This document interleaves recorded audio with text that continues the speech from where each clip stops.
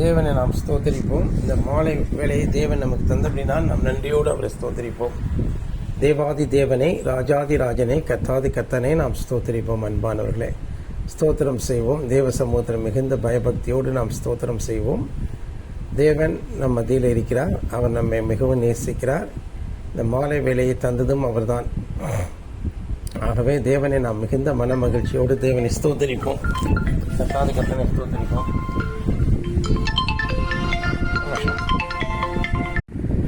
ஜெபம் பண்ணு. ஆறுமுகம் ஜெபம் பண்ணியா? துதிக்கிறோம், ஸ்தோத்தரிக்கிறோம். இந்த சாயங்கால வேலைக்கு நன்றியோடு துதிக்கிறோம், ஸ்தோத்தரிக்கிறோம். இயேசு கிறிஸ்துவே நேற்றும் இன்றும் என்று மாறாதவர், நல்லவர், உண்மையுள்ளவர், நீதிபரர். இந்த வேலையிலே எங்களை ஒவ்வொருவரையும் நீர் ஆண்டவரை பலப்படுத்துவீராக. ஆண்டவரே ஸ்தோத்தரிக்கிறோம். எங்களை நீர் ஒன்று கூட்டு சேர்த்திருக்க உடைய நாமத்தை நாங்கள் மகிமைப்படுத்துகிறோம், ஸ்தோத்தரிக்கிறோம். நீர் எங்கள் ஜெபங்களை கேட்பீராக. எங்கள் விண்ணப்பங்களுக்கு நீர் செவிசாய்த்து ஆண்டவரே இந்த வேலையிலே கருத்திலிருந்து நீர் உங்களுடைய தாசனோடு நீர் இடைப்பட்டு பேசும்போது அதை நாங்கள் விசுவாசித்து அதன் பிரகாரம் நடக்க கர்த்தர் அனுகிரகம் செய்யும். செய்தி கேட்கிற ஒவ்வொரு சகோதரர்கள் எல்லோரும் ஆசீர்வதிக்கப்படட்டும், ரட்சிக்கப்படட்டும். இயேசுவே உங்களுடைய வார்த்தையை கேட்டு எல்லோரும் நாங்கள் மனம் திருப்பி குணப்படும்படி பெரிய அதிசயங்களையும் ஆண்டவரே எண்ணி முடியாத அதிசயங்களையும் காரியங்கள் செய்கிற கர்த்தர் ஆண்டவரே ஸ்தோத்திரிக்கிறோம். எங்களை சிச்சித்து அதன் பிரகாரம் நடக்க கர்த்தர் எங்களுக்கு உதவி செய்ய முடியும். உங்களுக்கு ஸ்தோத்திரிக்கிறோம் அப்பா, ஸ்தோத்திரிக்கிறோம். உங்களுக்கு செய்து கொள்ளும் தாசனை பலப்படுத்தும், குடும்பத்தார் ஆசீர்வதியும். நாளை ஞாயிற்றுக்கிழமை ஆராதனை ஆசீர்வதிக்கப்பட்டு எல்லோரும் ஆண்டவரே தடைகளை நீக்கி எல்லோரும் அழைத்து வருகிறார். இயேசுவின் நாமத்தினால் பிதாவே, ஆமென். ஆமென். கர்த்தருடைய பரிசுத்த நாமத்துக்கு ஸ்தோத்திரம் உண்டாகட்டும். பாபு, உங்களுக்கு அங்கே பாடுறதுக்கு ஏதுவாக இருக்குமா? பாட முடியுமா? பாபு, பாடுவோம். இப்போ அந்த பாடலே பாட இருக்கிறோம். எந்த ஜீவனிலும் அருமை உந்தன் கிருபை கிறிஸ்தேசுவே, உந்தன் கிருபை கிறிஸ்தேசுவே, அந்த மேலா அன்பின் ஆழம் அதை எண்ணி நான் துதித்திடுவேனே. அந்த மேலா அன்பின் ஆழம் அதை எண்ணி நான் துதித்திடுவேனே. என்றும் ஜீவனிலும் மாறுமை சந்தோஷமுடன் துதி சாற்றிடுவேன். சந்ததம் நல்கிடும் நன்மைகற்காய் நாவினாலே திருநாமத்தை போற்றிட நாட்களும் போதுமோ நானிலத்தில். எந்த ஜீவனிலும் மாறுமை இகமதில் என் பெல்லன் குறைந்திடினும் அகமதில் உம்பெல்லம் பெருகுவதால் கழுகினை போல் புது வாலிபம் என்னுள்ளில் கிருபையால் அனுதினம் மலர்ந்திடுதே. கோதுமை மணி மண்ணில் மாய்வது போல் சேவையில் ஜீவனை ஊற்றிடினும் தேவனின் கிருபையின் ஊற்றெண்ணில் பாய்வதால் சோரது நிறைவெல்லாம் நீந்திடுவேன். எந்த ஜீவனிலும் மாறுமை அற்புதமாய் என்னை அழைத்தவரே, அற்பமான எந்த சரீரத்தினை நாற்பரனே உந்தன் சாயலாய் மாற்றிடும் ஓ பட்ட சுவிசேஷம் ஈந்திக்கிறே. நாற்பரனே உந்தன் சாயலாய் மாற்றிடும் ஓ பட்ட சுவிசேஷம் ஈந்திக்கிறே. எந்த ஜீவனிலும் மாறுமை உந்தன் கிருபை கிறிஸ்தேசுவே, உந்தன் கிருபை கிறிஸ்தேசுவே, அந்த எல்லா அன்பின் ஆழம் அதை எண்ணி நான் துதித்திடுவேனே. அந்த எல்லா அன்பின் ஆழம் அதை எண்ணி நான் துதித்திடுவேனே, எண்ணி நான் துதித்திடுவேனே. கர்த்தருடைய பரிசுத்த நாமத்துக்கு ஸ்தோத்திரம் உண்டாகட்டும். அருமையான வேளையில் தேவன் நல்ல பாடலை கொடுத்தார். அந்த மாலை வேளையை நமக்கு தந்திருக்கிறார். நாம் மிகுந்த மன மகிழ்ச்சியோடு காணப்படுவோம். நாளிலே வேத வாக்கியத்தை நாம் தியானிக்க நாம் ஆசையாக இருக்கிறோம். ஆமாம், இந்த வசனத்தில் என்ன சொல்லுது அப்படிங்கிறத படிப்போம். இன்றைக்கி என்ன வேதத்தில் என்ன வாக்கியங்கள் சொல்லப்பட்டிருக்குங்கிறத நம்ம கவனமாக படிக்க இருக்கிறோம். இன்றைக்கி காலையில் என்னமோ ஒரு வார்த்தையை படித்தோம். அது உங்களுக்கு ஞாபகம் இருக்கா? என்ன கடையில் என்ன வார்த்தை படித்தோம்?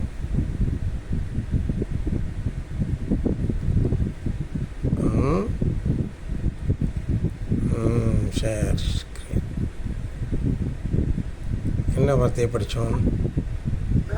கிறிஸ்து உங்களில் உருவாகும் அளவும் கர்ப்பவதியை படிக்கிறீங்களேன்னு சொல்லிட்டு இன்னொன்று தீவிரித்து போவது போல போவதில்லை நீங்க ஓஹோ, அப்படின்றது வசனம். சரி சரி, அதை படித்தோம், அந்த வசனத்தை படித்தோம் இல்லையா? இப்போ அதே வசனத்தை தான் படிக்க இருக்கிறோம். படிப்போம், மறுபடியும் படிங்க. பாபு படிக்க முடியாது, சரி உமா சிஸ்டர் படிங்க.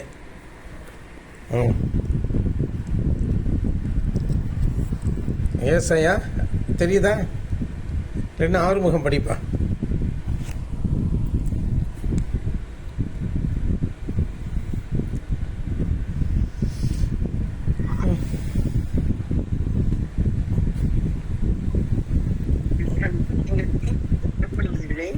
நீங்கள் ஓடி போகிறவர்கள் போல் ஓடி கர்த்தர் உங்கள் முன்னே போவார். இஸ்ரவேலின் தேவன் உங்கள் பிறகே ஆசிரியராக இருக்கிறார். ஏசாயா 52:12. நான் உங்களுக்கு நற்போதகத்தை தருகிறேன், என் போதகத்தை விடாதீர்கள். நீதிமொழிகள் 4:2. சரி, இது எந்த சந்தர்ப்பத்தில் சொல்லப்படுது அப்படின்னு கேட்டிங்கன்னா, எழும்பி எழும்பி சீயோனே உன் வல்லமையை தரித்துக்கொள் என்று சொல்லுகிற அந்த அதிகாரத்தில், அதாவது 52ஆம் அதிகாரம், 52ஆம் அதிகாரத்தில் இது சொல்லப்பட்டிருக்கு. எழும்பு எழும்பு சீயோனே அப்படிங்கிறது போல. ஆமாம், எழும்பு எழும்பு சீயோனே உன் வல்லமையை தரித்துக்கொள் என்கிற வசனம் ஏசாயா தீர்க்கதரிசியின் புஸ்தகம் அது 52ஆம் அதிகாரத்தில் இருக்கிறதே. அதை படித்து காண்பி. பரிசுத்த வேதாகம் பழைய மொழிபெயர்ப்பிலிருந்து படித்து காண்பி. ஏசாயா 52:1. சீயோனே எழுந்திரு எழுந்திரு, உன் வல்லமையை அணிந்துகொள். பரிசுத்த நகரமாகிய எருசலேமே, உன் அழகான ஆடைகளை அணிந்துகொள். விருத்த சேதனம் இல்லாதவனும் அசுத்தமானவனும் இனி உன்னில் வருவதில்லை. ஆமாம், இது இந்த சந்தர்ப்பத்தில் தான் சொல்லப்பட்டிருக்கு. அதாவது ஒரு காலகட்டத்தை தேவன் குறிக்கிறார்.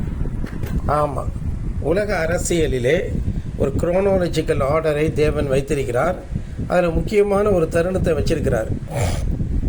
ஆமாம், எப்போனா ஏசாயா தீர்க்கதரிசியின் புஸ்தகம் 52ஆம் அதிகாரம் ஒரு முக்கிய கட்டத்தை அடையுது. ஏன்னா அங்கே தான் தேவன் ஒரு காரியத்தை செய்கிறாரு, ஒரு மகத்தான காரியத்தை செய்கிறாரு. அப்போ நம்ம படித்தோமே, ஒரு பரிசுத்தமான நகரத்தை பார்த்து எழுந்திருங்கிறாரு.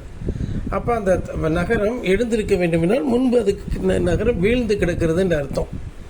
பரிசுத்த நகரம் என்று நாம் சொல்லும் பொழுது அது வெறும் பரிசுத்த நகரமாய் நகரத்தை பற்றி சொல்லாமல் அது ஞான அர்த்தமாய் ஒரு ஜனக்கூட்டத்தை குறிக்கிறது.